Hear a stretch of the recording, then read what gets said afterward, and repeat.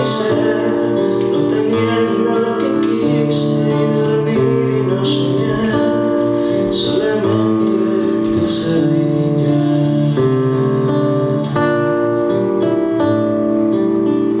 Sin embargo estás aquí y descansar en tus brazos, mi vida está en pedazos, me reparas con tus besos que me calman y descansan, que me arrastran y levantan, y dormir y no querer despertar en la mañana, solamente estar ahí, recogido entre tus manos, y la luna no me importa si es hermosa, ¿qué más da? Solamente quiero verte aquí sin ropa.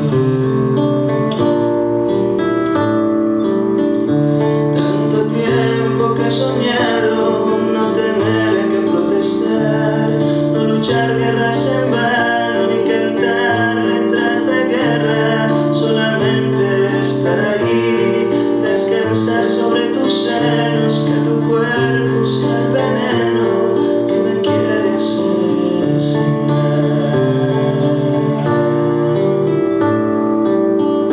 Sin embargo estás aquí y descansar en tus brazos, mi vida está en pedazos, la reparas con tus besos que me calman y descansan, que me arrastran y levantan, y dormir y no querer despertar en la mañana, solamente estar ahí, recogido entre tus manos, la luna no me importa si es hermosa, ¿qué más da? Solamente quiero verte aquí sin ropa, aquí sin ropa, aquí sin ropa.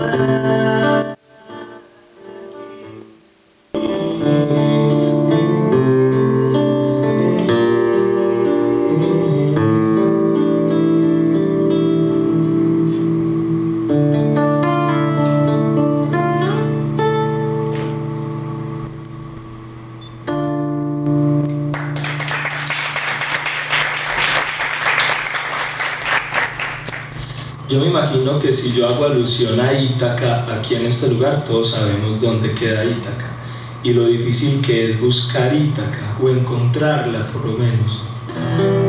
Voy a hacer una canción que se llama Compañera de Viaje y hace algunas alusiones a encontrarse perdido en el mar.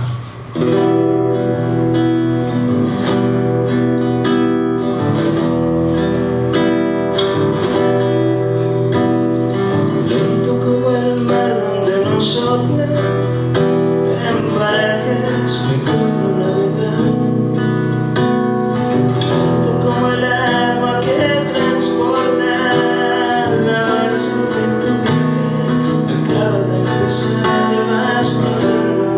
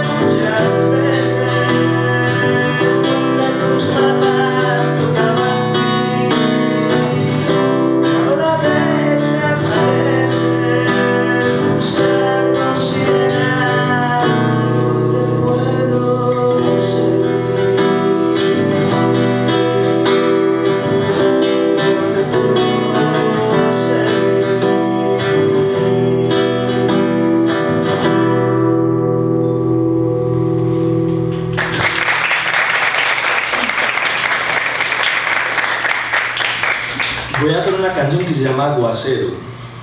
Y para poder cantar esta canción y que de alguna manera tenga un sentido, tengo que entrar a contar una infidencia familiar.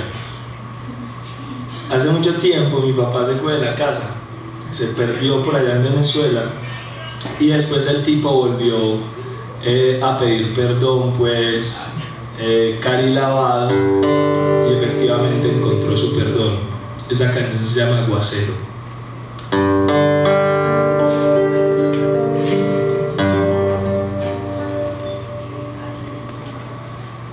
Si mi voz viene del viento, si mis manos son del mar, es que busco mi alimento en tu piel que sabe amar. Ya ves, te estoy buscando. Estoy aquí, ya ves, te he estado amando desde el día en que me fui. Lo sé, yo tuve miedo, por eso no volví. Lo sé, este aguacero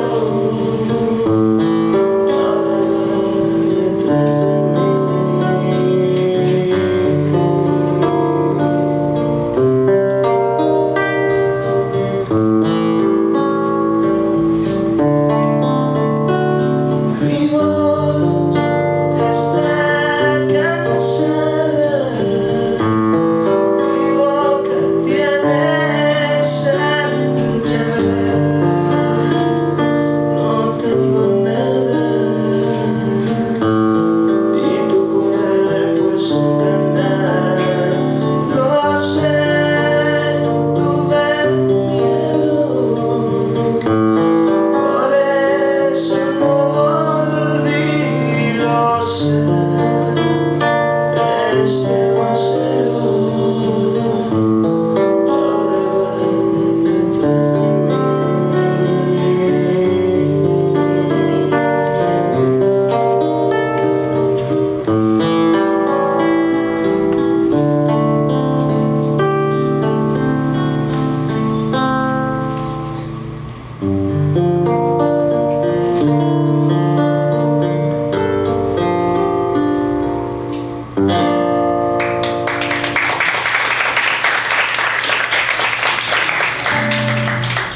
una canción campesinita. Yo recuerdo ese vientecito en tu ventana, las corrientes que se metían a levantarte y las tazas con el café que tu madre daba. Yo recuerdo que se sentía muy bien amarte. Pienso a veces en los caminos que caminamos, los secretos que aún nos guarda la carrilera, las canciones que te compuse, las que bailaste. Yo recuerdo que se sentía muy bien amarte. Yo recuerdo que se sentía muy bien amarte. Y ahora estás metida en un cubre que no destapo todavía, y es que estás dormida en los sueños que soñaré toda la vida, en los sueños que soñaré toda la vida. Yo recuerdo ese vientecito en tu ventana, los caminos que caminaba para visitarte, los tamales que al despertar tu papá me daba. Yo recuerdo que se sentía muy bien amarte. Pienso a veces en esas noches que nos amamos, los amores en la casita donde tu abuela, las canciones que te compuse, las que bailaste. Yo recuerdo que se sentía muy bien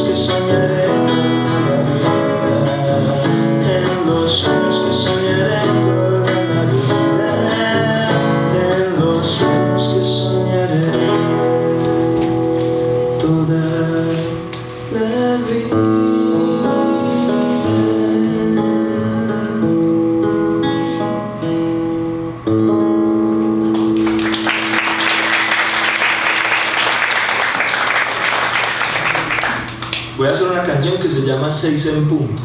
Y también tengo que contar una incidencia, una infidencia. En el cole tenemos un estudiante que está por ahí en segundo, tercero, no recuerdo bien, y que el año pasado se le murió su mamá y Emi nunca manifestarlo este año. Entonces yo hice una canción que se llama 6 en punto, que me ayuda a pensar un poquito en Emi. Yo no sé ni siquiera si la canción habla sobre Emi, pero la canción sí me ayuda a pensar en Emilio. Y por aquí hay una cosa. Hoy me siento tranquila, o tranquilo, o tengo miedo. Mi alegría tiene ansiedad, mi sangre depresión, mis venas razones. Mi alma imagina abrazos, mi espíritu no los siente, pero hoy sigo vivo o viva.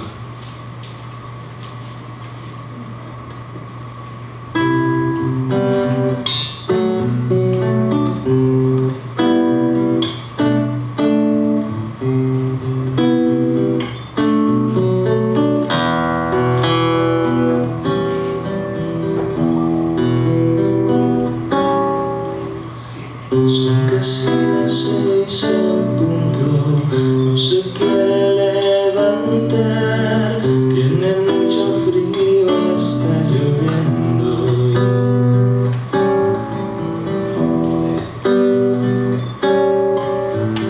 Ese desayuno tibio, sé que no le va a gustar, hace un año ya que no la mira.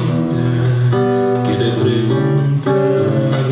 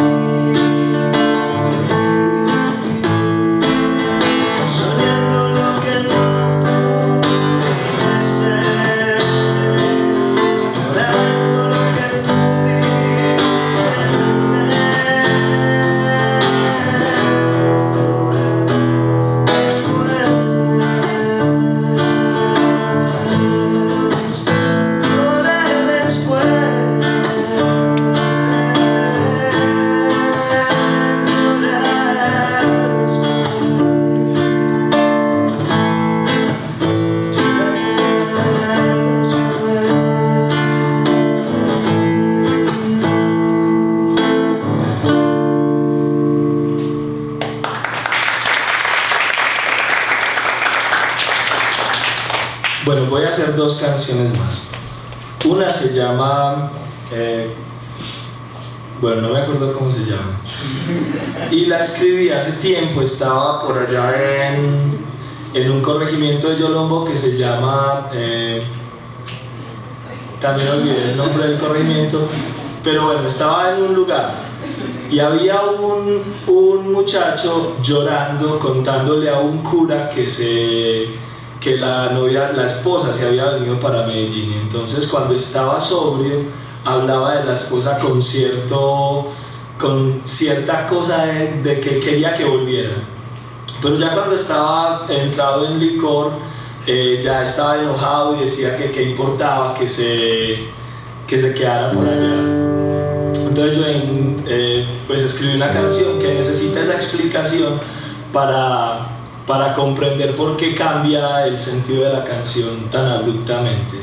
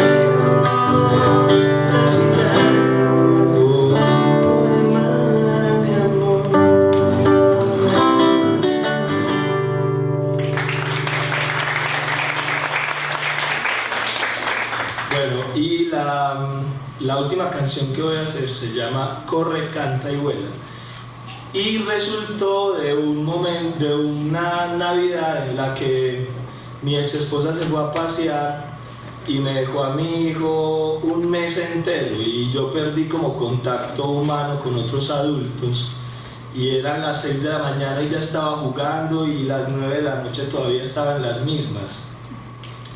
Entonces voy a invitar a dos de mis estudiantes. Uno es mi hijo, el del pelo largo.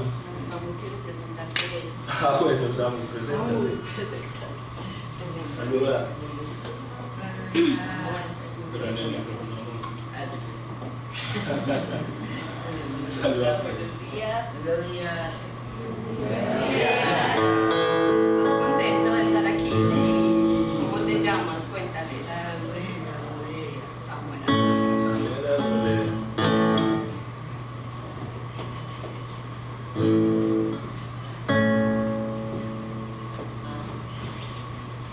Me desperté una mañana y vi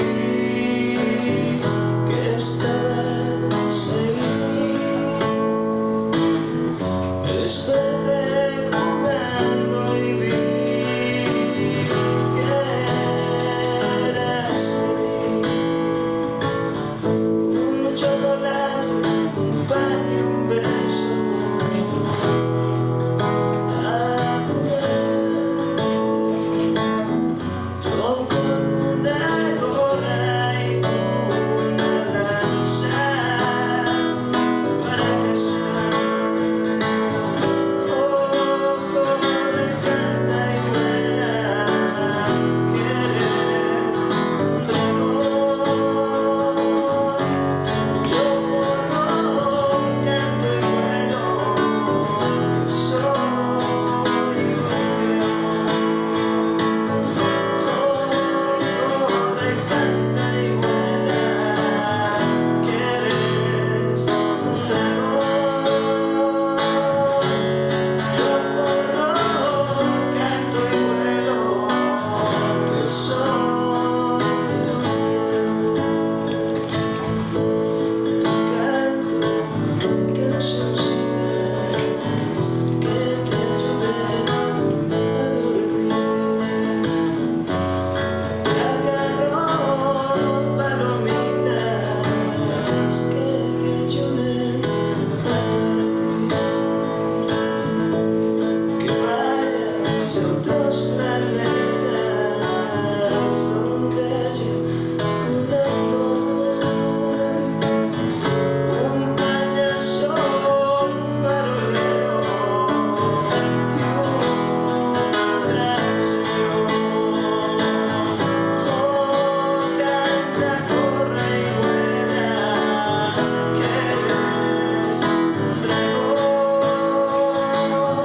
Yo canto, corro y vuelo, que soy un león. Corre, canta y vuela, que eres un dragón. Yo corro y canto y vuelo, que soy un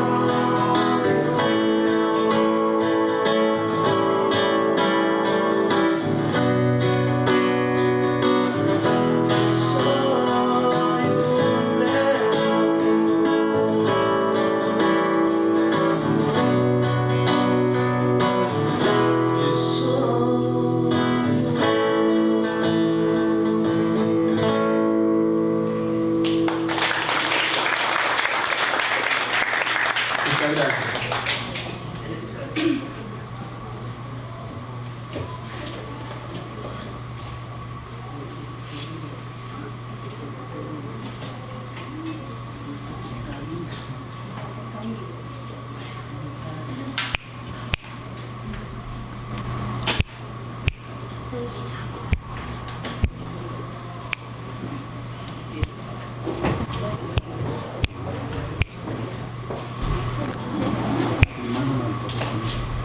Y damos inicio al desarrollo de nuestra agenda académica con la presentación del libro Antropología CRI, Cuerpo, Discapacidad, Cuidado e Interdependencia, de Jonathan Maldonado, nuestro invitado internacional de la Universidad Autónoma Metropolitana de México, licenciado y maestro en Antropología Social. Presenta el libro María Fabiola Sandoval, licenciada en Educación Especial de la Universidad de Antioquia. Damos paso a la presentación.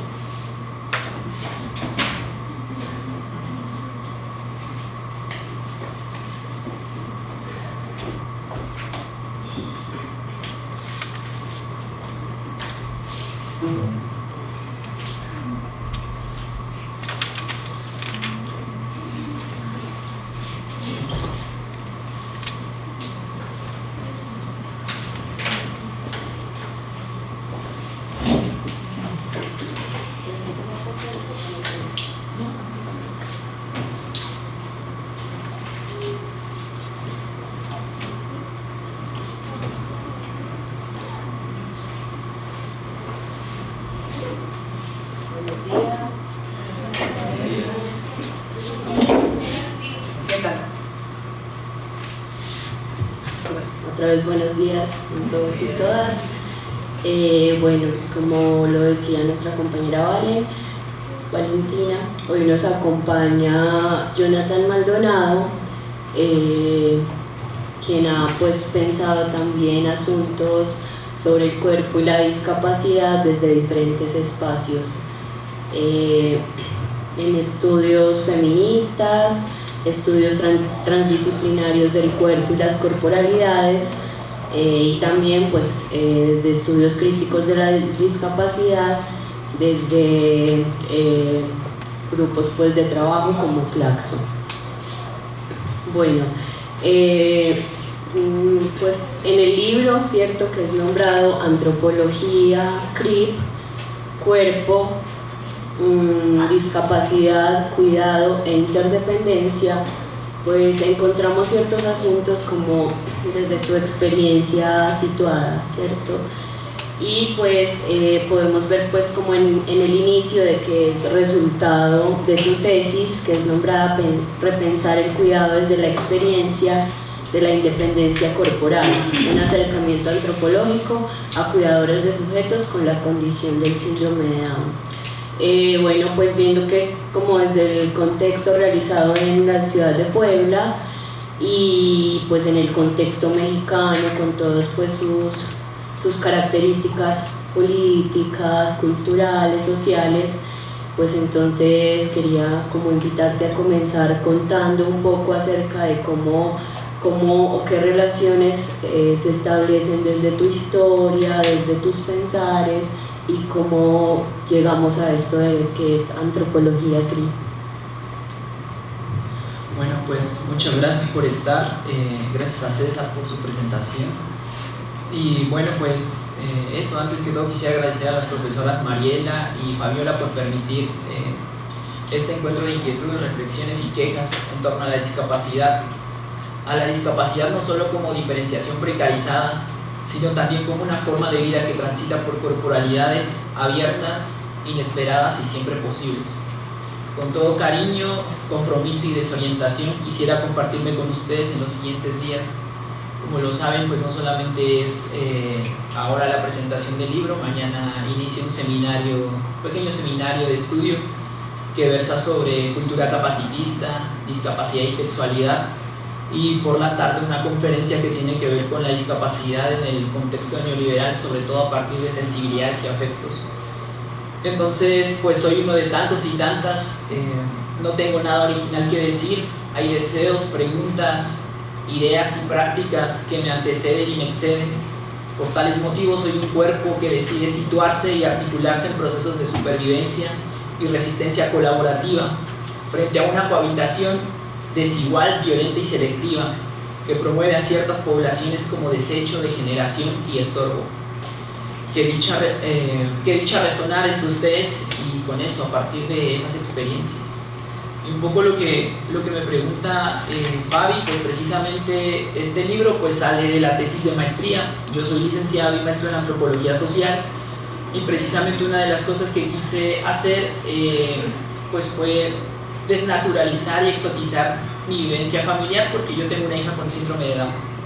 Entonces, un poco lo que me llevó a plantear la tesis de maestría fue las experiencias que viví con ella, que ahora les voy a narrar un poco también cómo sitúo esa experiencia. Y precisamente una de las cosas con las que me topé como en la parte de selección previo a la maestría era con profesores que me dijeron que no podía estudiar, o sea, yo no podía estudiar el síndrome de Down, o por lo menos de donde yo lo quería hacer, que era desde una antropología encarnada, que tiene que ver con esos procesos de implicación donde el sujeto que se supone investiga no está totalmente separado de aquello que pretende interrogar, ¿no? Entonces me decían que esa cuestión de la implicación era una cuestión como preocupante, porque pues en la antropología, y no solamente en la antropología, me parece que en muchas disciplinas seguimos pensando esta idea de hacer ciencia o pensar el saber como una cosa neutral y objetiva, que está desprovista de experiencias, afectos, conocimientos que anteceden a una pregunta de investigación, a cierto marco teórico. Y entonces pues de ahí me parece que también tiene que ver con la producción, por ejemplo, de la antropología en el marco de una colonialidad del saber, en la cual el sujeto cognoscente suprime experiencias y trayectorias biográficas en aras de un saber limpio, pulcro, disciplinado y serio. Y pues un poco lo que planteo también es que es imposible vivirse sin cuerpo y ocupar un lugar imparcial cuando hay una creciente necesidad por investigaciones críticas y comprometidas con la transformación social. En consecuencia, el libro parte de un saber contaminado e indisciplinado que entrelaza y tensiona tres locus de enunciación: como padre de una persona con síndrome de Down, como un antropólogo interesado en los estudios de discapacidad y como un activista de closet que se interesa más por generar prácticas anticapacitistas que por alcanzar conciencias inclusivas. Y que bueno, también un poco lo que les planteo es que mañana en la conferencia pues me gustaría platicarles esa cuestión de la inclusión, que es algo que justamente he estado pensando como en estos últimos días. Entonces pues también hay otra cosa que pasa, que en varios foros, coloquios y conferencias he dicho que soy padre de una persona con discapacidad, aunque también lo he ocultado en otros muchos espacios por temor a desnudarme frente a la audiencia o por el riesgo a que se interprete como un ejercicio de autoritario, de experticia intelectual o soberbia empírica. Y bueno, estas palabras que a continuación les digo pues también tienen un poco de dónde viene todo esto. Y que bueno, a lo largo de este tiempo he caído en cuenta de las exigencias corporales que deben ser cumplidas para que un cuerpo sea visto y tratado como normal. He presenciado cuando han llamado a mi hija retrasada por el ritmo de su aprendizaje o mongólica por su apariencia. También cuando la distinguen del resto diciéndole niña especial o personas con capacidades diferentes. Incluso hay distintas miradas que recaen sobre ella cuando caminamos por la calle. Algunas las ignoro y otras tantas resultan un fastidio. Sin embargo, ¿a quién ha preocupado la vivencia reiterativa de esos acontecimientos? A Martier, bueno, aquí en la foto de abajo ven del lado izquierdo a mi mamá y del lado derecho a Martier.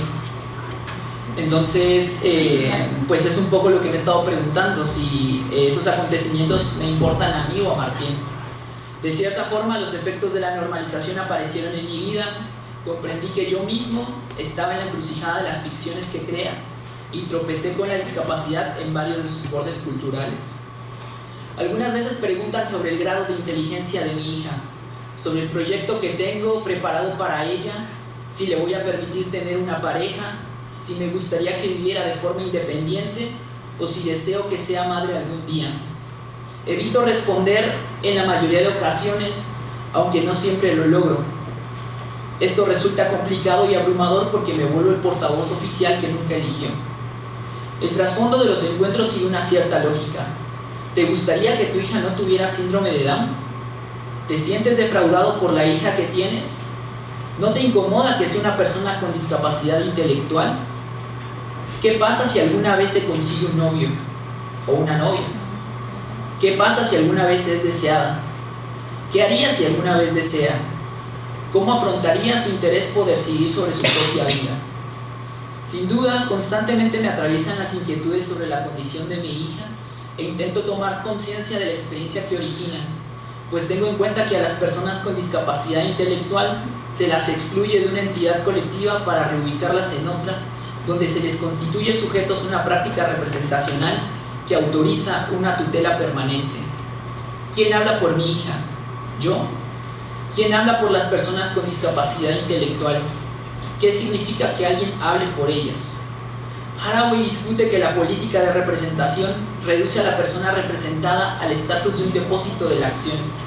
En este sentido, las personas con discapacidad intelectual aparecen sin voz, siempre a disposición de una ventriloquía que suplanta voces por medio de actos de minusvalía. Consecuentemente, me niego a ser el ventríloco de mi hija, me niego a percibirla a través de expectativas ajenas a su deseo, me niego a brindarle un cuidado paternalista, me niego a considerarla minusválida, me niego a someterla al diagnóstico socioclínico del síndrome de Down, me niego a ser el soberano que decide sobre su trayectoria de vida, me niego a capturarla en la indefensión, así como me niego a dejar de lado nuestra inevitable interdependencia.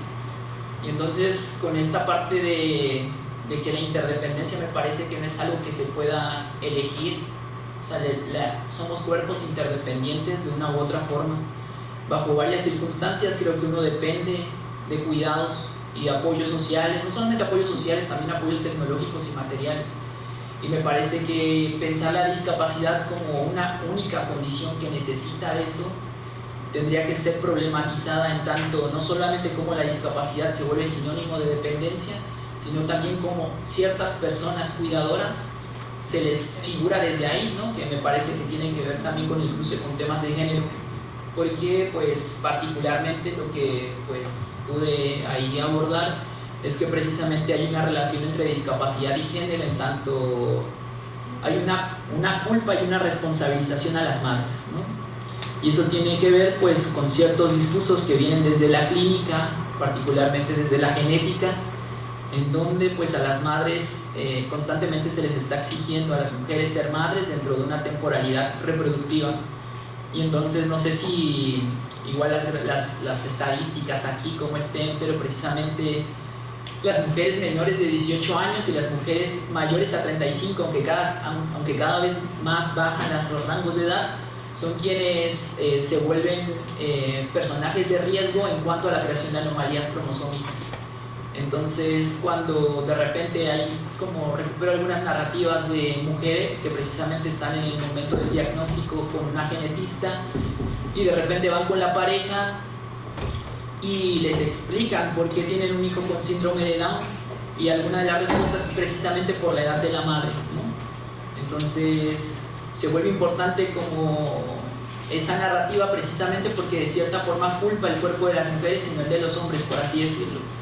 Entonces varias situaciones que se han dado precisamente parten de que el padre no está, ¿no? Y el padre ha decidido irse, porque una de las frases que siempre me ha quedado retumbando en la cabeza, y creo que es una de las que me motivó a hacer la tesis, fue cuando una madre de un compañero de Martier me dijo que su esposo le había dicho que se iba de la casa porque podía tener hijos normales, ¿no? Entonces creo que esa frase del poder tener hijos normales no es casual, sino que está sostenida por una cultura capacitista que pues parte en un principio de considerar el cuerpo de las mujeres como deficiente y de cierta forma el cuerpo de los hombres como algo en constante regeneración, ¿no? Entonces que de ahí vienen algunas inquietudes por las cuales me preguntaba por qué el cuidado pues tendría que ser problematizado en tanto obligación no solamente generizada, sino también cómo ponía en tensión esa área de cuidado-dependencia en el que muchas veces también quien cuida se vuelve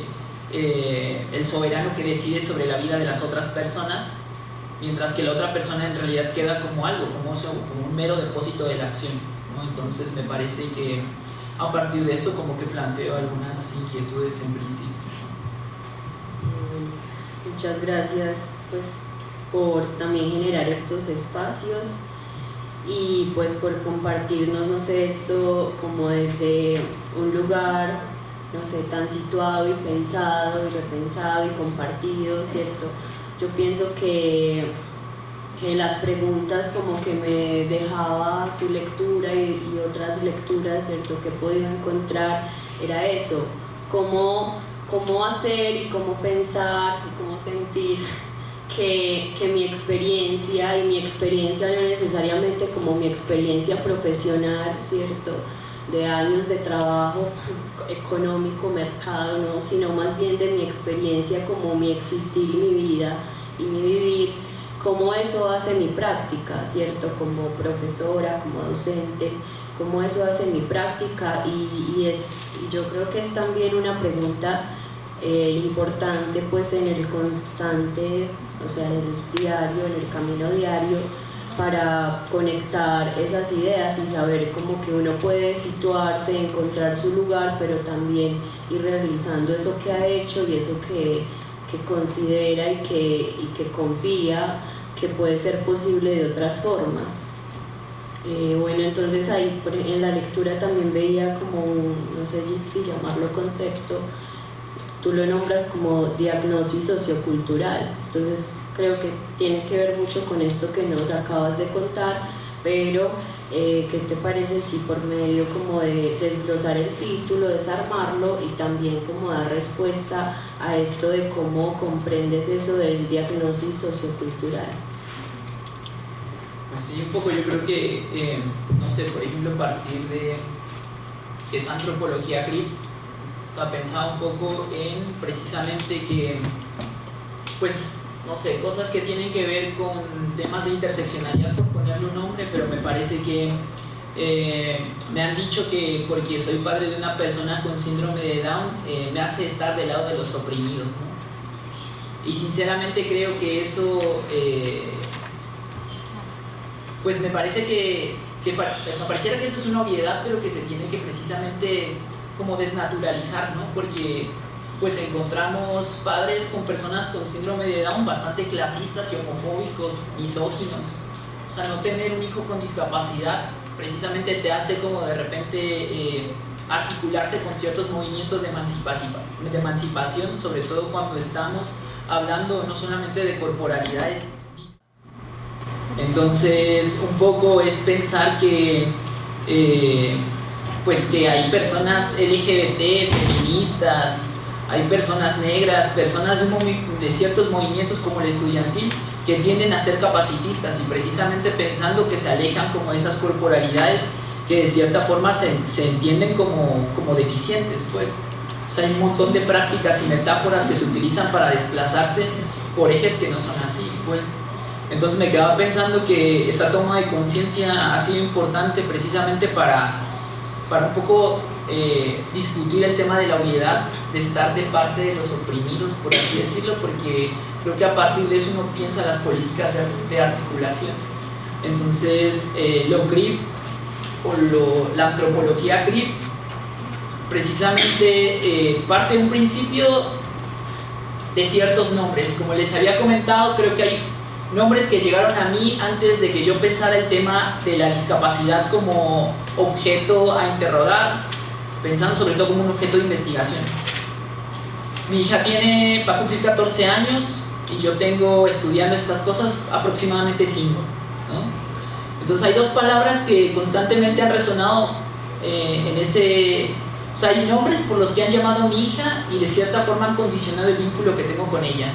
Y han sido dos. Uno es la palabra retraso o retrasada y el otro ha sido la palabra mongólica, ¿no? Entonces yo creo que eso es lo que me ha anclado a la teoría CRIP, pues lejos de negar la rabia, el dolor y la vergüenza que producen, intento trastocar su injuria con la intención de increptar de las memorias de violencia y desigualdad social que enarbolan, al mismo tiempo que invertir la fuerza performativa con la que el lenguaje sanciona la diferencia y la variación.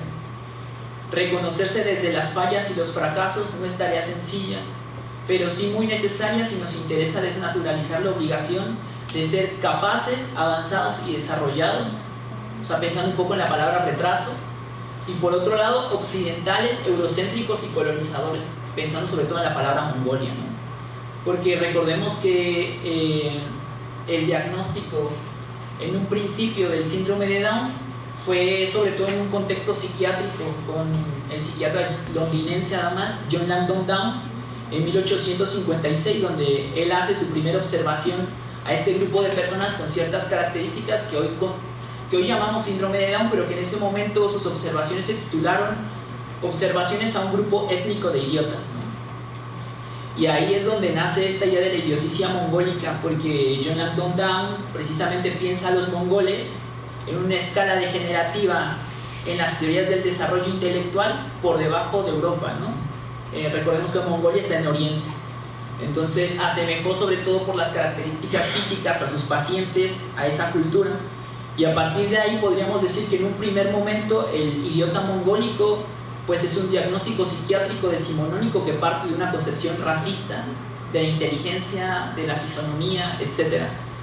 será hasta la segunda mitad del siglo XX con los descubrimientos, por ejemplo, de los cromosomas y todo eso, tecnologías que permiten el conteo, que se dará cuenta Jérôme Lejeune, un francés, un genetista, un genetista humano, por así decirlo, en el cuerpo humano, dirá que dentro de esas cosas, pues uno tiene 46 cromosomas, ¿no? Entonces las personas con síndrome de Down tienen un cromosoma extra en el par 21.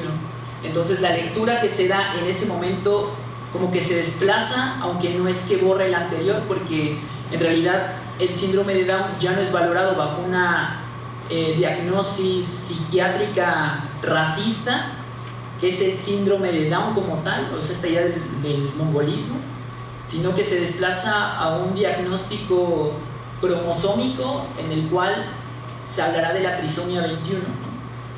Entonces me parece que darle historia precisamente a esos conceptos o a esos nombres que precisamente nos llaman es importante para desnaturalizar pues toda esa memoria de violencia y desigualdad en la cual sigue la concepción de ciertos sujetos, ¿no?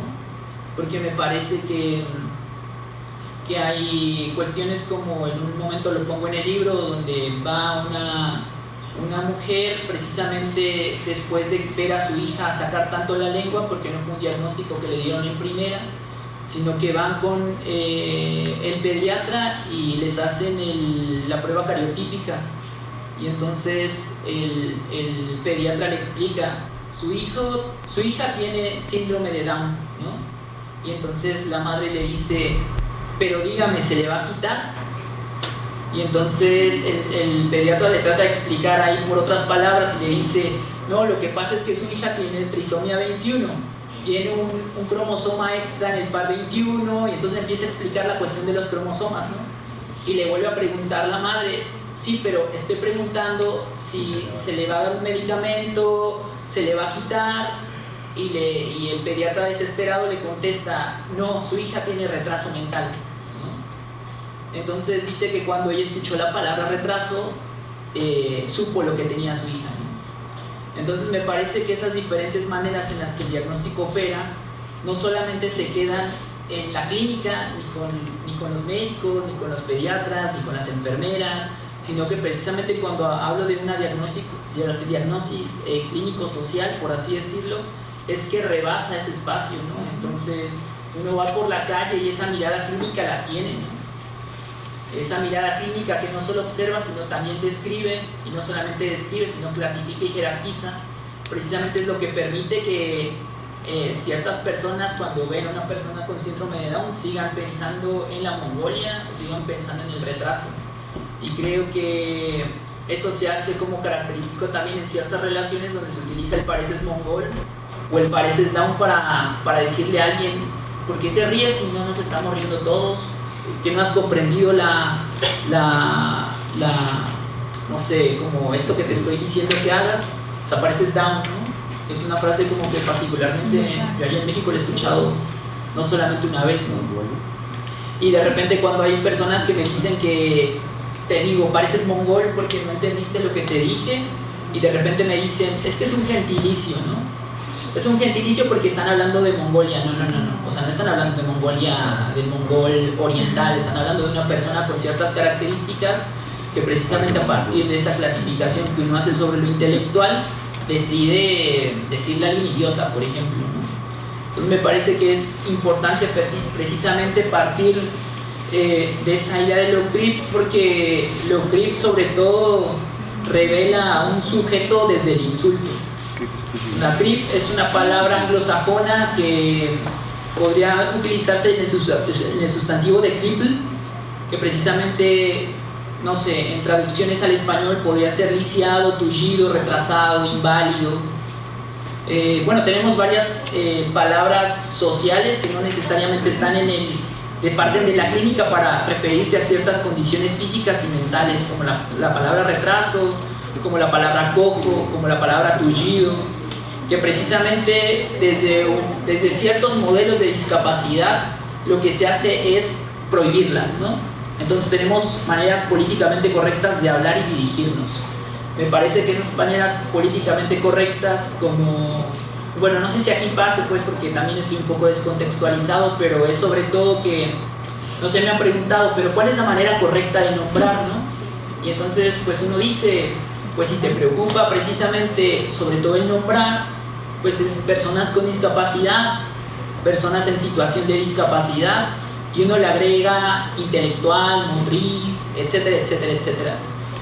Y creo que precisamente habría que también pensar en que muchas veces nos preocupamos más por un término que por las cuestiones de prácticas y convivencias.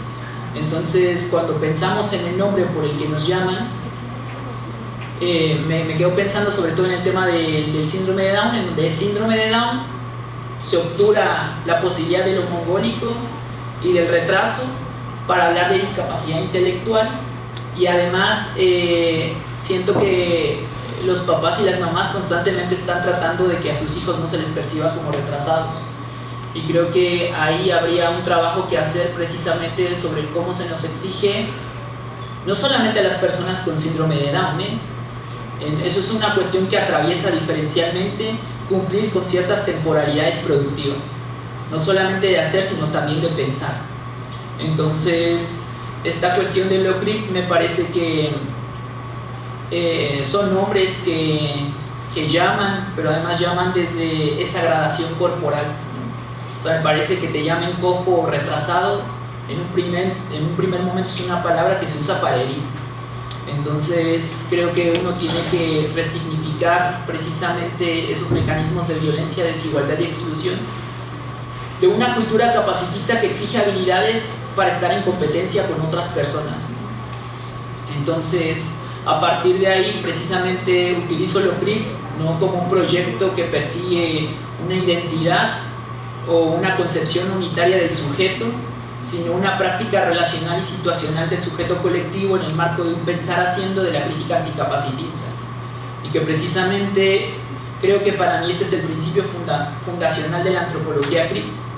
CRIP no es un nombre, una etiqueta o un apodo que nunca es poseído plenamente, sino que siempre se estropea con la intención de movilizar una crítica anticapacitista que sirva para denunciar las representaciones, los discursos y las prácticas con las que una determinada sociedad dispone para evaluar, tratar, nombrar a las personas con discapacidad, bajo una supuesta inferioridad de atributos físicos, mentales y emocionales que justifican su exclusión estructural, inclusive su exterminio, dentro de un conjunto de decisiones económicas y políticas interesadas en ostentar los criterios de autosuficiencia, competencia, rendimiento y optimización. Entonces creo que eso, más que buscar un proyecto identitario, un sujeto unitario, etcétera, me parece que es una práctica relacional y situacional en relación a prácticas anticapacitistas, ¿no? Que pues desde ahí es donde he pensado precisamente pues esta propuesta, ¿no? Y que sobre todo es como cuestionarnos precisamente de dónde vienen esos nombres que nos nombran, y que ciertamente hay nombres que se utilizan para avergonzar o para marcar esa diferencia desde una cuestión de desigualdad, ¿no? Que me parece particularmente es lo que he tratado de recuperar en el tema del síndrome de Down en relación con el tema del retraso y el tema del diagnóstico racista del mongol, ¿no? Bueno, ahí en cuanto a cuerpo, pues yo comprendía que es como haciendo referencia, ¿cierto?, a las diferentes formas del lenguaje, performatividad, formas de ser de los cuerpos, que debe ser posible pensarlos existentes, ¿cierto? Entonces no sé si puedas ahí ampliar un poquito acerca de cuáles son esas relaciones cuerpo-discapacidad, y también luego un poco sobre interdependencia desde ese cuidado y ese cuidador. Sí, pues un poco también la relación entre cuerpo e interdependencia precisamente viene con como que el volcarse a repensar lo que entendemos por cuerpo, ¿no? Que la concepción del cuerpo sigue enfatizando una dicotomía que es la idea de la mente sobre el cuerpo, una idea que el cuerpo es un recipiente, o sea, como el cuerpo también como un instrumento, que además es un instrumento que muchas veces se tiende a cuidar como si fuera una máquina o una herramienta, ¿no? Cuando en realidad pues primordialmente somos eso, somos un cuerpo, pero pareciera que nos pensamos por fuera de él. Y la otra es que pensamos el cuerpo bajo la idea de propiedad como algo cerrado sobre sí, en donde emanan las exigencias de autosuficiencia e independencia, las cuales, por ejemplo, entre otras muchas cosas, regulan la capacidad para tomar decisiones. Entonces, cuando hablamos precisamente de discapacidad intelectual, y no solamente discapacidad intelectual, podría estar pensando en personas de la tercera edad, en infantes, donde pareciera que la toma de decisiones la hacen otras personas, ¿no? Entonces son poblaciones que se tienden a ver como vulnerables y por tanto hay un cuidado simétrico que parte sobre todo muchas veces de concepciones paternalistas de cómo se tiene que cuidar al otro, borrando totalmente esa subjetividad a la que se cuida. Y por otra parte pareciera también que la interdependencia solamente se reconoce cuando se nombra, y en realidad interdependientes pues somos todos y todas. Pero creo que habría que reconocer y problematizar desde dónde se está planteando esa idea, porque la interdependencia también está montada bajo una serie de desigualdades que hacen vivirla en verdad muchas veces desde un sufrimiento, ¿no? Pensando sobre todo en condiciones estructurales en donde uno tiene que pagar, uno tiene que trabajar, pero además cuidar. Aquí algunas cosas en el libro se plantean como muchas mujeres que cuidan de sus hijos, pero además tienen el trabajo en casa, por ejemplo, ¿no? Entonces trabajan mientras ellos están en la escuela, pero cuando llegan se dedican por completo a su cuidado, y quedan muy pocos espacios para que estas personas puedan hacer otras cosas, que están dedicándole no solamente 8 horas a un trabajo que es de cuidado, sino también a otro tipo de trabajos que no son reconocidos y tampoco remunerados, como es el tema del cuidado, ¿no? Que además el cuidado, pues en el marco de una heterosexualidad obligatoria, pareciera eso, una obligación para las mujeres, el tema de la crianza. Entonces, además de no ser remunerado, pues deja consecuencias materiales, que sobre todo es precisamente desgaste, cansancio, fatiga, preocupación. Entonces me parece que eso es importante, como desnaturalizar el cuidado bajo ciertas prácticas, porque muchas veces de estas hacen que se entienda como problemas, como una práctica que se tiene que resolver en el entorno familiar, y entonces las políticas públicas en relación a los cuidados pues se desdibujan, no solamente pensando en el cuidado que se da a personas con discapacidad, sino también a otro tipo de poblaciones en situación de dependencia. Entonces, ver cómo el tiempo también juega. No sé, hay una revisión que hice de una encuesta nacional del uso del tiempo, donde precisamente se desglosa en horas lo que cuidan las mujeres a la semana. Entonces es abrumador ver la cantidad de horas que una mujer puede dedicar al cuidado de otras personas en relación con los hombres, y que además son al día, pueden ser incluso, o sea, al día según tienen 24 horas, ¿no? Pero puede ser muchísimo más. O sea, pensar en cuánto dedican a dormir, cuánto dedican a actividades lúdicas, o sea, el tema de salir con los amigos, las amigas, irse a tomar un café, en realidad estar solas, o sea, estar como en esa idea también de qué parámetros también se imponen a las mujeres solteras con hijos con síndrome de Down, en relación a cómo también hay una búsqueda de pareja, que la pareja también, no sé, como en temas capacitistas muchas veces es como que tengas hijos, pero si tienes hijos con discapacidad, no. O sea, como que esa idea de la carga sigue estando ahí. Me parece que hay una dicotomía que enfatiza sobre todo el cuidado y la dependencia desde lógicas jerarquizadas, y que no solamente pasan por un tema capacitista de cómo se concibe la discapacidad y sus cuidados, sino también de cómo se concibe a esas personas que cuidan en relación con normas de género y de sexualidades obligatorias, ¿no? Y bueno, el tema de la interdependencia, que me parece que uno de esos proyectos, no solamente políticos, sino también éticos, tiene que ver con pensar el cuerpo como sitio de interdependencia, ¿no? Pensar que nuestros cuerpos están más allá de nosotros mismos.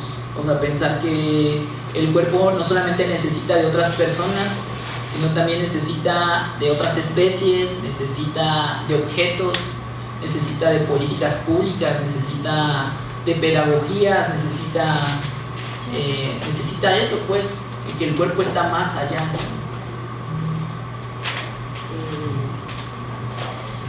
Bueno, no sé, muchas gracias otra vez.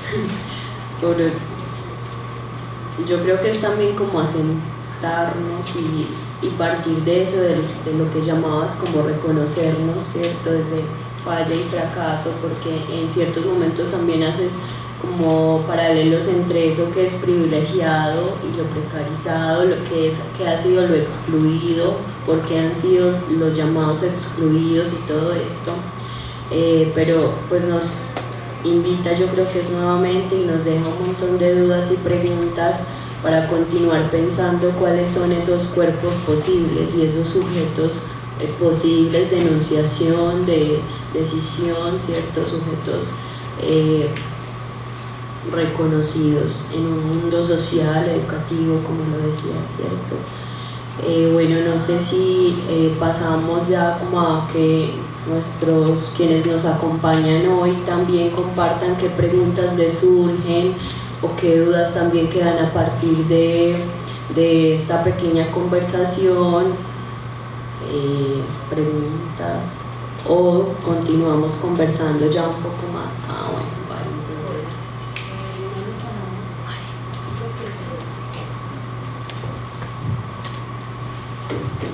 para oírla mejor.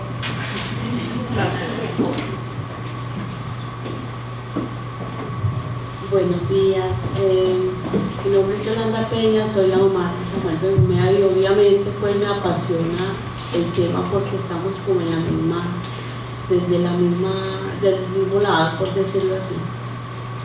También me he preocupado por estudiar mucho desde que nació Samuel, porque encontramos, qué pena que esté un poquito disponible, encontramos que cuando él nació, que nació en una clínica, digamos que con lo requerido, encontramos que los profesionales, digamos pediatras y los que atendieron el parto en un momento no sabían que Samuel tenía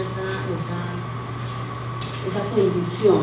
O sea, lo vinimos a entender cuando empezó a presentar una dificultad respiratoria. Entonces vemos que todavía 13 años después, Samuel tiene 13 años, seguimos viendo que en el tema médico hay muchas deficiencias en ese aspecto y todavía no he podido entender. Y el médico entró simplemente en la habitación y me dijo, tenemos la duda de que tu hijo tiene síndrome de Down. Entonces cuando uno es papá, le cae como un baldado de agua fría y dice, ¿qué fue aquí? ¿Cierto? Se nos cayó el mundo encima por el desconocimiento que tenemos.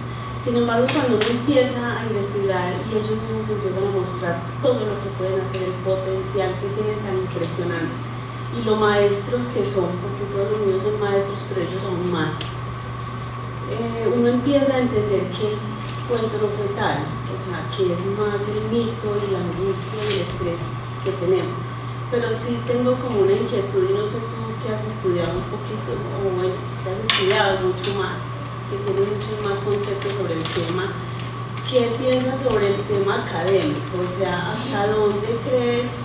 Pues nosotros le hablamos a él y le decimos que él es capaz de llegar hasta donde más puede. Y de hecho, lo que comentabas ahorita, lo incluimos, él tiene una hermanita menor, lo incluimos dentro de la sociedad totalmente normal. Yo trabajo, cumplo con mis horas de trabajo, él va al colegio, va a clases de tenis, va a clases de música como su hermanita, y creemos que eso le ha permitido desarrollarse y desenvolverse en un espacio normal, digámoslo normal, como lo llamamos nosotros. Pero sí nos queda, y el colegio, que aquí hay varios profes, ha aportado muchísimo en ese tema de inclusión, pero más a entender que los niños entiendan que somos diferentes, como tú decías, que algunos somos gordos, otros somos blancos, unos altos, otros bajos. El tema académico, pues nosotros conocemos, no sé si han escuchado a Pablo Pineda, que es un chico Down, que es profesional, pero podríamos decir que entre ellos hay también algunos que son adelantados, digamos, que tienen algún tipo de capacidades mayores. En ese tema de la academia, en el tema, no sé, ¿tú cómo lo percibes desde tu experiencia y con tu hija? ¿Qué piensas de ese espacio?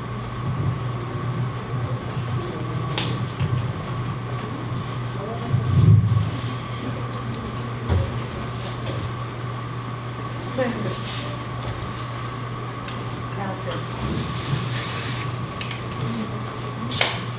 Buenos días, mi nombre es Manuela Ramírez, yo soy maestrante de la maestría en discapacidad e inclusión social y en este momento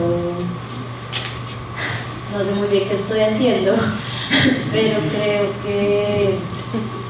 que pretendo investigar sobre otras cosmovisiones frente a la discapacidad cognitiva, justamente. Entonces quisiera saber si tú has tenido acercamientos a esto, como sobre todo pues en México la diversidad étnica es muy amplia y quisiera saber si has tenido acercamiento a qué lecturas tienen las comunidades étnicas. Puede ser frente al síndrome de Down o puede ser frente a la discapacidad en términos más amplios, como abordando también lo físico, lo sensorial. Me gustaría saber qué aproximaciones has tenido. Ok, sí. Aquí, bueno, en primer momento,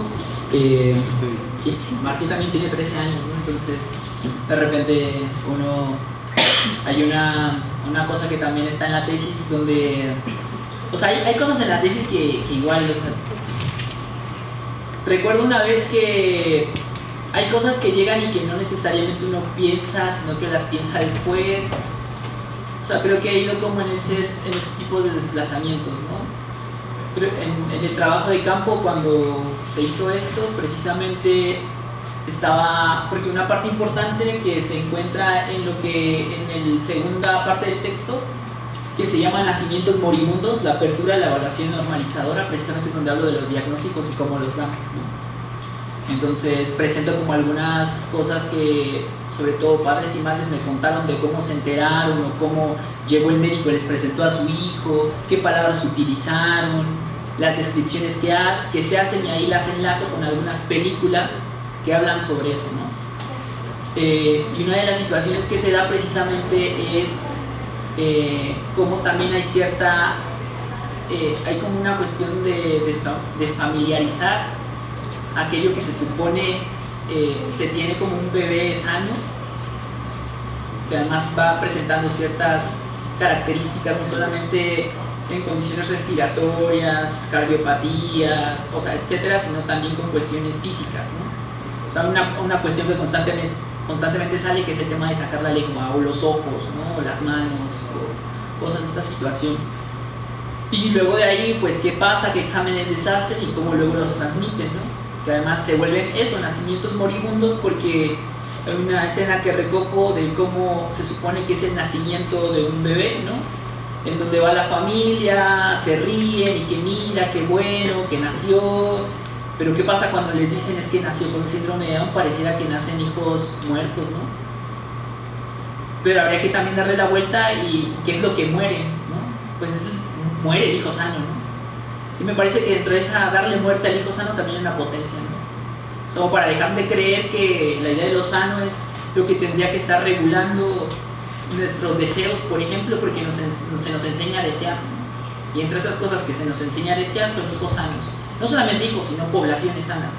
Y lo sano no solamente como un requerimiento físico, orgánico, sino también como con ciertos parámetros, en donde, por ejemplo, la heterosexualidad se vuelve una cuestión de estar sano, ¿no? De ser correcto, etcétera, etcétera. Eso por un lado. Y por otro, un poco lo que les voy a compartir el día mañana en la conferencia es precisamente hablar de porno inspiracional. Esta idea de crearnos sujetos que inspiran, en donde muchas veces es como Pablo Pineda, ¿no? O como en México, que hay un Carlos Enrique de Saro, que es escritor, síndrome de Down, tiene 4 libros, y uno de sus libros se llama El cromosoma del amor, y yo de repente esas cuestiones me gusta como ponerlas en tensión, porque digo, a ver, pero ¿qué es lo que también nos deja cuando pensamos a las personas con síndrome de Down solamente a partir de características positivas, ¿no? así que son amorosos, te abrazan, te no sé qué. O sea, que de repente también habría que cuestionar esos relatos de felicidad inclusiva, sobre todo cuando te dibujan a ciertas personas como objetos a alcanzar. Y muchas personas con síndrome de Down nunca van a llegar ahí. ¿Por qué? Porque no solamente tiene que ver con la condición intelectual, sino también con cuestiones de posibilidades económicas. Pienso un poco en la escuela, que digo, también me adelanto algunas cosas porque eso les quiero platicar mañana, pero cómo es la vivencia de la escuela entre pagar una colegiatura mensual y tenerla en una escuela que te cobra 5,000, 6,000 pesos mexicanos, en una escuela pública en donde de repente está en una esquina, ¿no? Entre que la familia tenga plata y entre otras familias que no. Entre que esa persona con síndrome de Down sí parezca más una persona con síndrome de Down en cuanto al rostro, etc.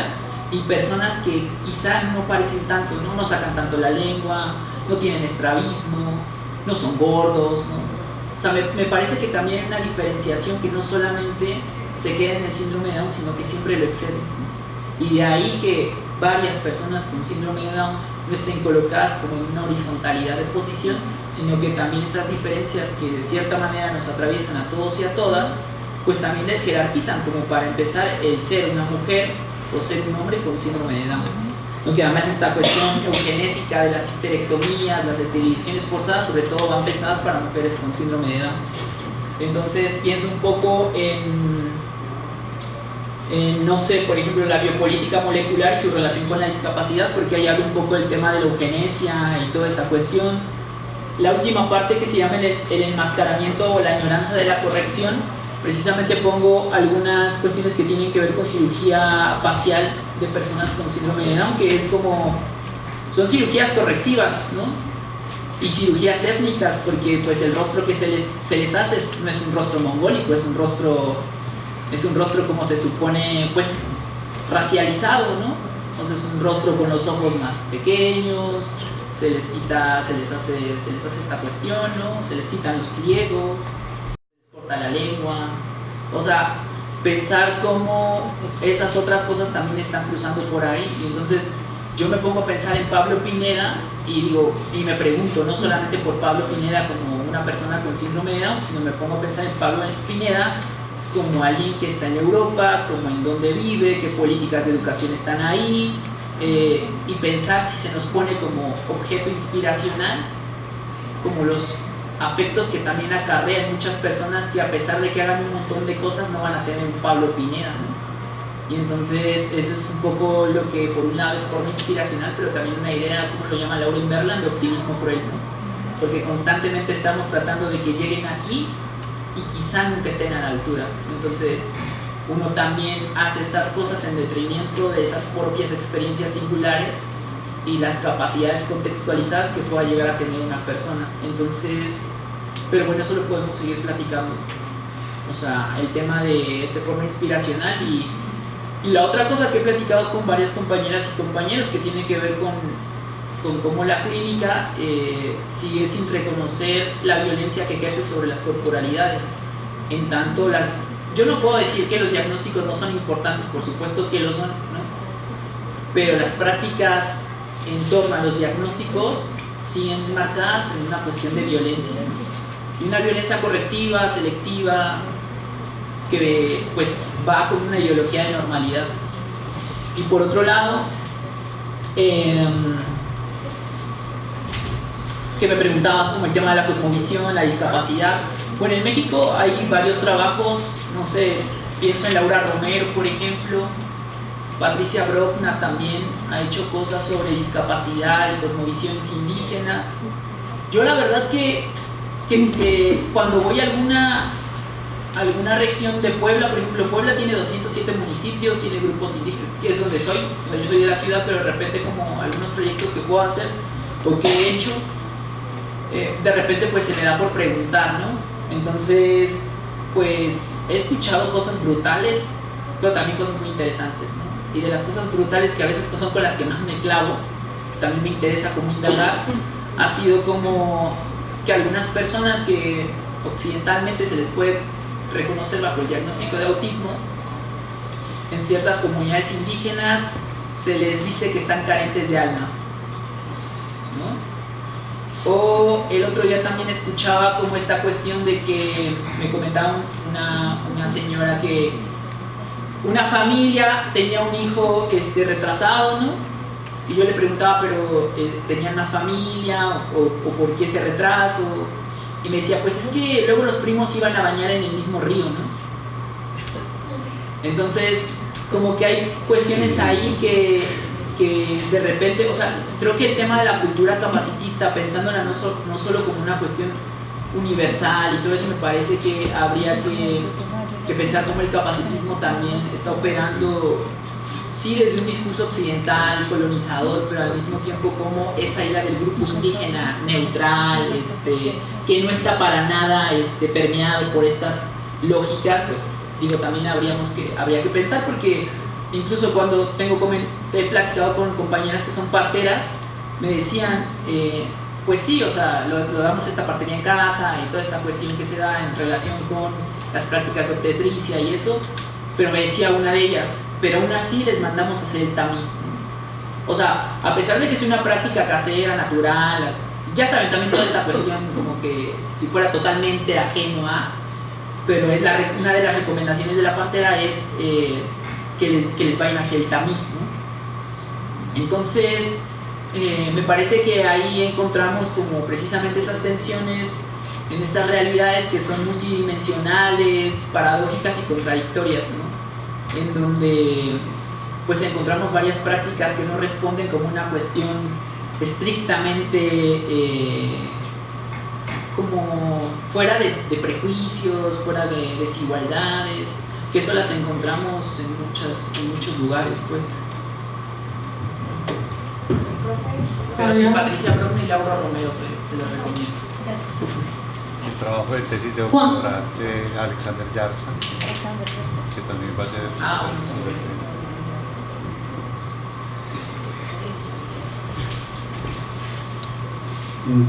He trabajado algunos autores que han hecho acción, pues como pensado el tema del capacitismo y bueno, de la teoría crítica, y me sorprende un poco, o yo no sé si me lo puedes aclarar, el tema del dolor, cuando se refiere a los conceptos, a las formas de decir a la persona con discapacidad. Inicialmente sentí cuando empezaste a hablar sobre por qué estás estudiando esto que estás estudiando, que genera un asunto de dolor. Pero también en algunos autores se plantea también la teoría crítica como orgullo, ¿cierto? De pensarlo desde la perspectiva del orgullo, o sea, sí, soy tullido, pues sí, estoy orgulloso de serlo, pues, y como una lucha antihegemónica, entonces voy a hacer una lucha a partir de esa constitución de identidad para construir nuevas formas y nuevas relaciones políticas a partir de esa posición. Entonces me causó un poco de curiosidad, no sé si hay como una postura que se distancia de pronto estos autores, no sé si recuerdo si era Moscoso o Toboso, que trabajaban mucho el tema como un asunto mucho más desde el orgullo. De Melania Moscoso, sí. Entonces, desde allí hay una diferencia. Me parece interesante como para ver si... y tengo otras preguntas, pero quiero esperar la conferencia de mañana. Pero entonces, anti-inclusión me dio mucha... Pues te lo voy a esperar hasta mañana. Bueno, yo creo que voy a unir también mi inquietud a la del profe Juan David. Jonathan, pues para mí, en primer lugar, quiero decirte que tengo un poco la sensación de que estés acá hablándonos desde esta perspectiva pueda significar para nosotros un poco como un antropólogo en la luna. ¿Por qué? Para nosotros.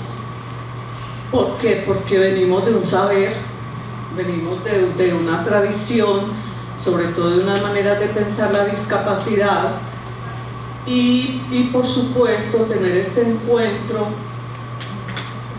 a nosotros nos representa una cierta deconstrucción, una decolonialidad absoluta con la que no estamos familiarizados. El primer lugar yo empezaría por proponer un poco, seguramente en el transcurso de la semana lo vamos a encontrar, qué significa esa perspectiva CRIP, cómo está articulada con también una visión crítica social. Tú te ubicas incluso en la antropología crítica. Para nosotros pensamos que tal vez una pedagogía crítica nos ayude también a desmoronar esos saberes que nos han rodeado en la formación y alrededor de la pedagogía acerca de la discapacidad. Yo quiero también discutir, poner en discusión, es un poco lo que vengo planteando también, así como toda la visión capacitista nos permite comprender, viajar del modelo médico, desbiologizar, desnaturalizar la discapacidad. Toda esa visión capacitista también tiene que permitirnos comprender que nosotros somos productores, reproductores también del discapacitismo, ¿cierto? Y ahí voy un poco en la línea de Soledad Arnau, ¿cierto? Yo no quiero dejar de lado el discapacitismo porque también hay saberes que en pretendida defensa, reivindicación de los derechos de las personas con discapacidad hemos caído justamente en la creación del discapacitismo. Entonces yo diría que hacemos parte de las dos caras de la misma moneda y necesitaríamos encontrar ciertas claridades. Jonathan, las estamos buscando porque para nosotros esto es absolutamente nuevo y hablo del marco colombiano, ¿sí? No me atrevo a decir que tanto en latinoamericano porque creo que hay otros recorridos avanzando, ¿cierto? Pero en Colombia sí. Quiero preguntarme cuál es la promesa. Pienso mucho en la promesa, cuál es la oferta, cuál es la esperanza, ¿cierto? Que ofrecería empezar a mudar la piel o la forma de entender acerca de la discapacidad y reconocernos en el otro extremo de producciones del discapacitismo también.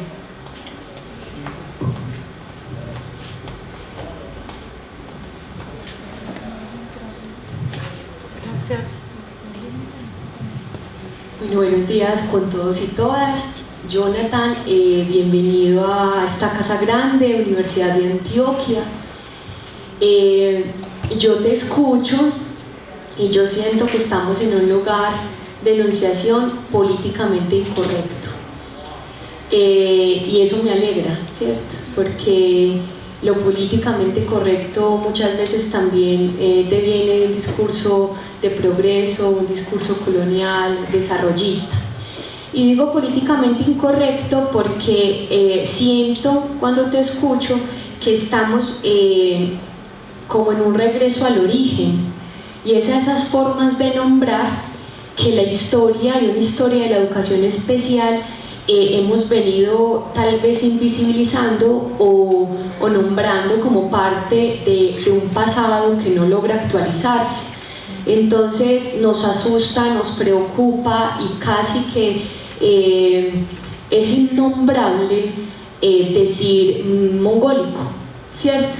Pero siento que nos hace la invitación es para desentrañar las implicaciones políticas y éticas de eso que hoy consideramos innombrable. Eso es políticamente incorrecto.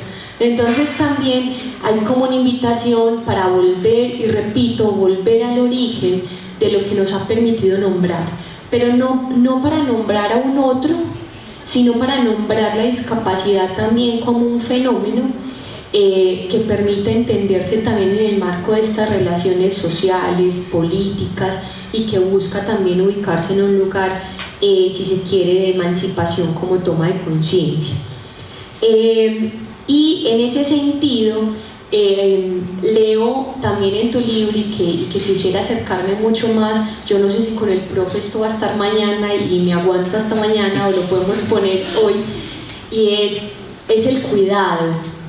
He venido acercándome a la categoría de cuidado desde esta orilla del mundo, América Latina, particularmente con Leonardo Boff, y es un asunto de no cuidado como asistencia del otro, sino cuidado como existencia con el otro. Entonces yo quisiera que si en este espacio, o repito, si es para mañana me aguanto, pero que pudiéramos de pronto abordar esas comprensiones, esas aproximaciones que has venido haciendo a esa categoría del cuidado. Muchas gracias. No, pues gracias a ustedes. Bueno, en primer momento, yo porque esto es un trabajo que yo hice para la tesis de maestría, que bueno, yo la maestría la hice de 2014 a 2016. Entonces, pues este libro se acaba de publicar, creo que este año, ¿no? Sí, creo que este año. Entonces, pues hay cosas ahí, como por ejemplo que ahora me pongo a pensar más como el tema de diversidad funcional. Entonces, creo que aquí tenía varias lecturas como Melania Moscoso, Manuel Obato, Agustina Palacios, Javier Romañac, Raquel Lucas Platero. O sea, me refiero a que esos primeros acercamientos los tuve a partir de ahí. Y una de las cosas que creo que al final llego es precisamente ese desplazamiento en donde digo, vayamos de... O sea, hay un desplazamiento político-afectivo que va del orgullo, de la vergüenza al orgullo. Y lo hablo un poco con esto de bajo el mar, también sé moverme y cosas, toda esa cuestión. Que ahora me lo vuelvo a preguntar, porque de unas cosas que yo no puse en la tesis que actualmente estoy trabajando, porque o sea, el tema del cuidado tiene que ver con afectividad corporal, o sea, recupero en un texto que este año escribí que se llama Los fracasos de la discapacidad, el taller de Desear hijos sanos. Algo que yo omití en esta tesis, que fue precisamente cuando en esos diagnósticos que me están narrando de cómo se los dan, un padre me empieza a llorar y me empieza a contar cómo se lo dieron. Además es una cosa que ahí recupero y me dice, porque me interpela y me comenta, porque él me conoció en el Centro Municipal de Rehabilitación y Equinoterapia como papá de Martier, no como antropólogo. Después me conoció como antropólogo, ¿no? Entonces, cuando estamos en la plática me dice... Está llorando y me dice, pero tú eres mi compañero de dolor, ¿no?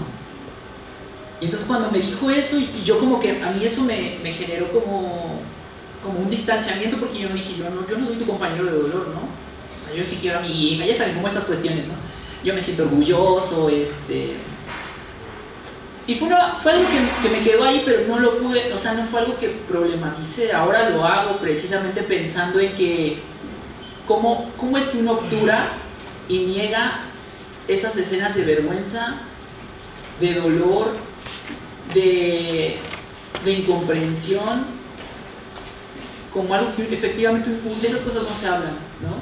O sea, hablamos de cómo estás escribiendo y precisamente hablas de una cuestión del orgullo, porque vean, son personas que sí pueden, si uno les da las herramientas necesarias, y entonces, aunque la escuela te diga que no, pero tú les dices que sí, y pagas cuánto dinero al mes, y entonces tu hija va y convive con gente de su clase, y ¿no? Y pues un poco lo que he hecho precisamente ahora, más que todo, es contextualizar el tema de la discapacidad, particularmente con algunas cosas que tienen que ver con síndrome de Down, en el tema de las sensibilidades neoliberales, y sobre todo enmarcado en esta idea del pensamiento positivo, porque si algo he como tratado de tensionar con el tema de la discapacidad, de la diversidad funcional, es el cambio a términos positivos. Entonces, que en este contexto también, que uno no puede como abstraerse, precisamente me parece que hay una gestión de cómo se habla de la diversidad y cómo se habla de la diferencia, sobre todo para pensar que sí estamos en terrenos igualitarios. Entonces me ha parecido importante recuperar textos como el de Jack Halberstam, que es un texto que a mí me gusta bastante, que se llama El arte queer del fracaso, y un poco lo que quiero platicarles precisamente el día de mañana es sobre fracaso. O sea, como un poco corrernos de la idea positiva de la discapacidad es una mala actitud, ¿no? Y entonces desde ahí nos contamos una historia. Pensar un poco la discapacidad desde el tema del fracaso. Entonces, pues mañana lo podemos seguir comentando. Este es un primer momento, pero que han sido sobre todo cosas a las que he vuelto, que hay cosas aquí que de repente digo, esto lo hubiera movido por aquí, esto lo hubiera tratado por acá, ahora estoy haciendo un doctorado que precisamente tiene que ver con, a partir también de esto, pues uno de los temas que salió es la sexualidad como riesgo, ¿no? O sea, la sobreprotección que se da desde prácticas del cuidado en torno a la sexualidad, un contexto que constantemente te está diciendo que no a la educación sexual, bueno, ¿qué pasa precisamente en esos procesos de diferenciación que son capacitistas, pero muchas veces el discapacitismo enfatiza más en esas diferencias? Es pensar la sexualidad en este contexto, sobre todo cuando está enmarcado desde una discapacidad intelectual que pareciera ajena a la posibilidad de tomar decisiones sobre tu cuerpo y tus placeres, ¿no? Y además con esta cuestión de no negar cosas, que me parece un poco va por ahí, porque entonces ¿qué pasa cuando uno exige a las personas con discapacidad, particularmente discapacidad intelectual, ser autosuficientes e independientes? O sea, ¿qué pasa en esa exigencia? Que también uno pierde de vista que se necesitan apoyos, ¿no? Entonces, esas relaciones de parentesco más allá del discapacitismo, que un poco lo que yo casi no hablo de discapacitismo, hablo más de discafobia, ¿no? Que me parece hay una distinción entre el capacitismo como un eje de opresión que cruza con otras variables, porque podríamos estar hablando de capacitismo, tercera edad, capacitismo y sexismo.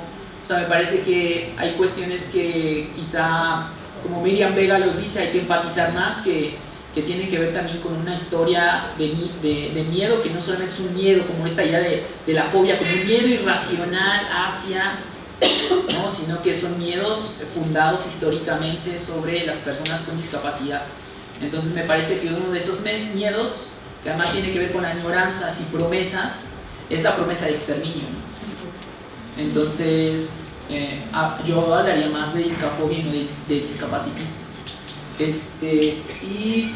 Pero bueno, eso también lo podemos ir como desglosando. Y el tema de, no sé si ustedes conocen un texto que además me ha venido mucho a la mente en estos últimos meses, que tiene que ver con un texto que se llama Bienvenidos a Holanda, ¿no? ¿Perdón? Bienvenidos a Holanda. Es un texto como de los 90s, que escribió una madre de un hijo con discapacidad. Y entonces ella, este texto se presenta mucho para padres y madres que tienen hijos con discapacidad. Entonces un poco lo que describe en ese texto es cómo uno planea un viaje a Francia y en realidad el avión te deja en Holanda, ¿no? O sea, llegas a una sociedad donde tú no llevas el dinero para, bueno, llevas el dinero, o sea, tú no te preparaste para ir a Holanda, te preparaste para ir a Francia. Entonces el lenguaje, el lugar, los planes que tú tenías hecho, y bueno, ella lo hace para explicar el tema de cómo uno piensa un hijo y de repente qué pasa cuando llega un hijo con discapacidad. Bueno, pues un poco lo que yo quiero hacer precisamente con eso es no hablar de un Bienvenidos a Holanda, sino volver a Mongolia, ¿no? Entonces, pensando sobre todo en una como crítica de colonial, esas narrativas que se instauran también desde Occidente, desde Occidente, pero también desde un pensamiento eurocéntrico, que pareciera que uno no puede moverse de ahí, pero ¿qué es? O sea, ¿qué costos afectivos tienen que ver con hablar de Mongolia? Pero además, algo que también he estado como tratando de ahí como hacer es el tema del retraso. O sea, ¿cuáles son los pesos que tenemos cuando hablamos de retraso?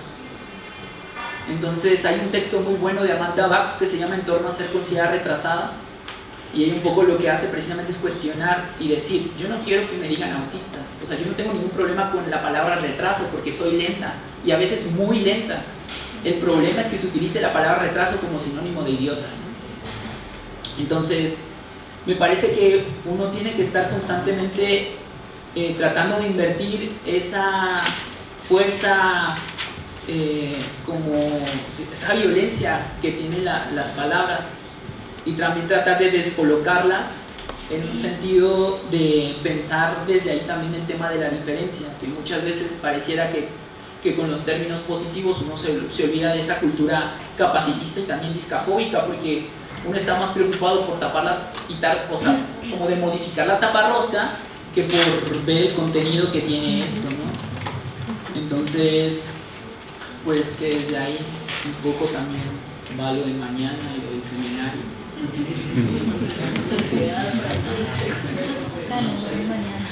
Bueno, no sé, yo creo que vamos cerrando por hoy. Ah, perdón, lo del cuerpo, perdón, digo lo del cuerpo, lo del cuidado. Cuidado.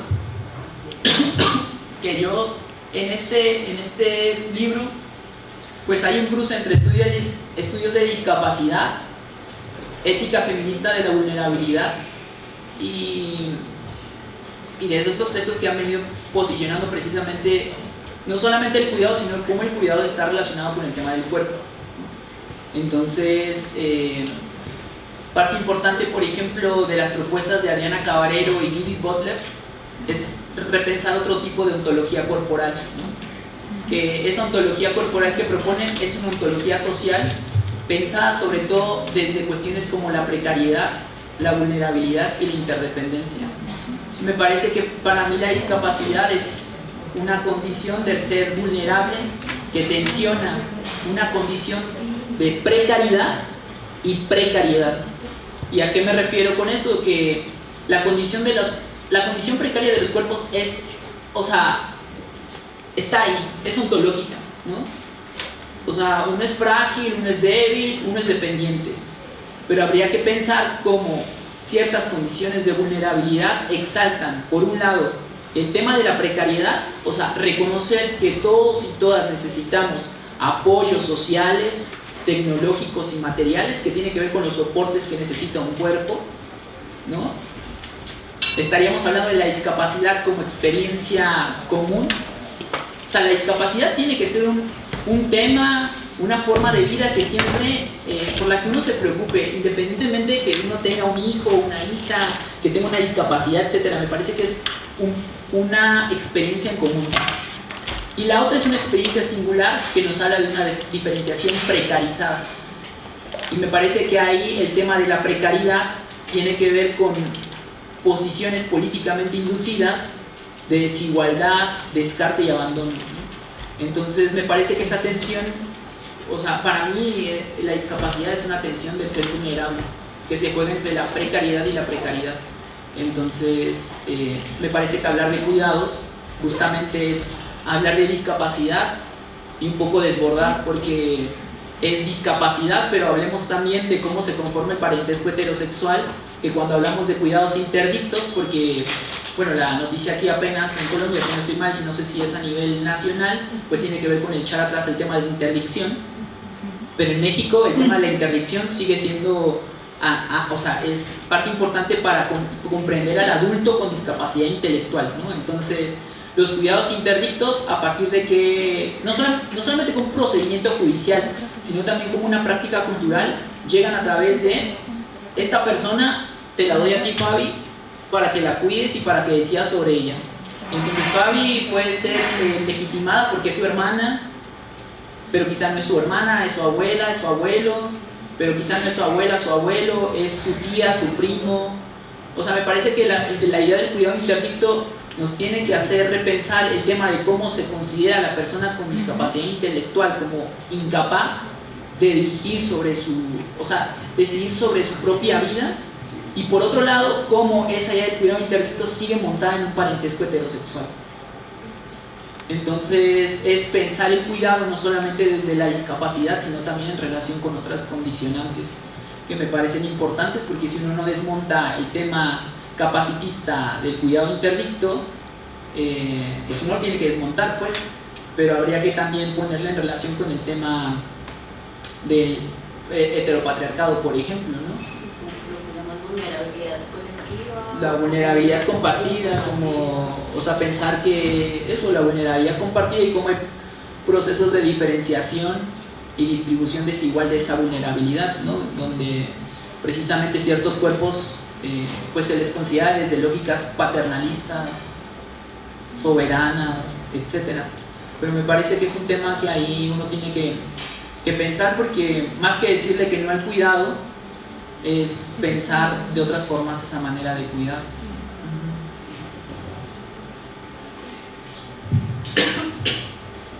Bueno, yo creo que nos quedan siempre muchas preguntas, dudas, pensares y sentires sobre esto que nos comparte, sobre quienes también hoy nos acompañan, los ponemos ahí en común para seguir pensando. Pero entonces pues ya creo que vamos terminando por asuntos también de tiempo. Te agradecemos nuevamente, Jonathan, por habernos tenido presentes y pues acercarte a este pequeño mundo, a esta pequeña orilla, como lo nombran, y a todos ustedes también por acompañarnos y por hacer posible estos espacios. Nos vemos. Vale. Muchas gracias.